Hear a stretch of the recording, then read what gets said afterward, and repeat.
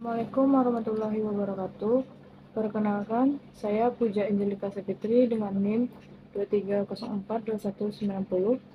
Saya berasal dari Prodi Ilmu Administrasi Negara, Fakultas Ilmu Sosial.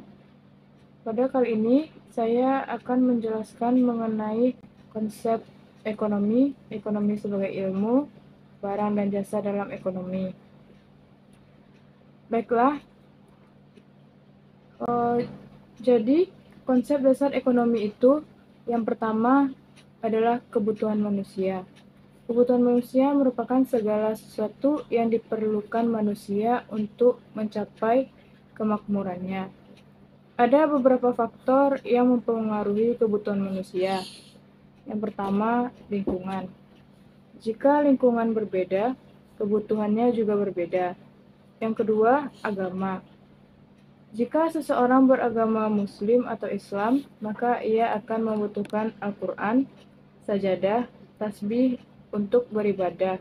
Sama halnya dengan agama lainnya yang membutuhkan hal-hal seperti demikian. Yang ketiga, adat istiadat. Seperti pada suku Minangkabau memerlukan pakaian adat pada acara atau hari-hari tertentu. Yang keempat, peradaban. Kemajuan zaman yang berbeda di tiap wilayah juga menyebabkan perbedaan kebutuhan. Yang kedua, alat pemuas kebutuhan manusia. Segala sesuatu yang digunakan manusia untuk memenuhi kebutuhannya, baik itu barang ataupun jasa. Contohnya seperti sepatu, makanan, jasa pendidikan, dan jasa transportasi. Yang ketiga, biaya.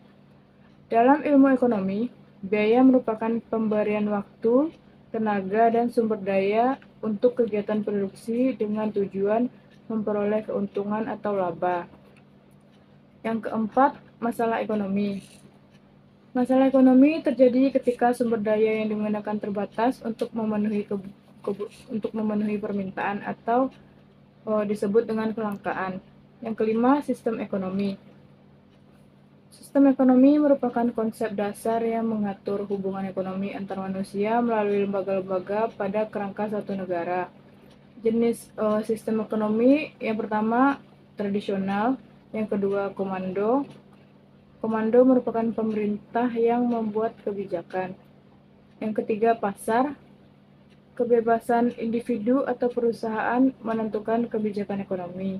Yang keempat campuran. Campuran merupakan gabungan sumber pasar dan komando. Yang terakhir, prinsip ekonomi adalah panduan untuk berjalannya sistem ekonomi yang mencakup proses produksi, distribusi, dan konsumsi. Ekonomi sebagai ilmu.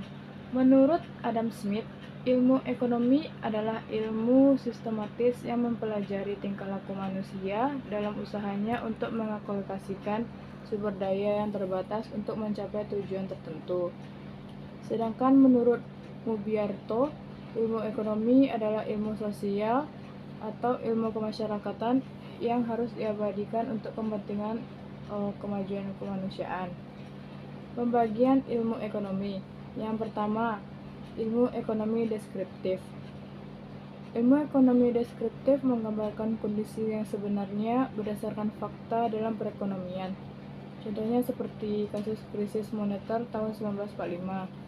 Yang kedua, ilmu ekonomi teori.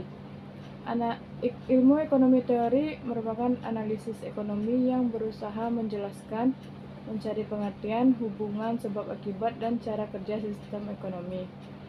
Ilmu ekonomi terbagi atas dua, yaitu ekonomi mikro dan ekonomi makro.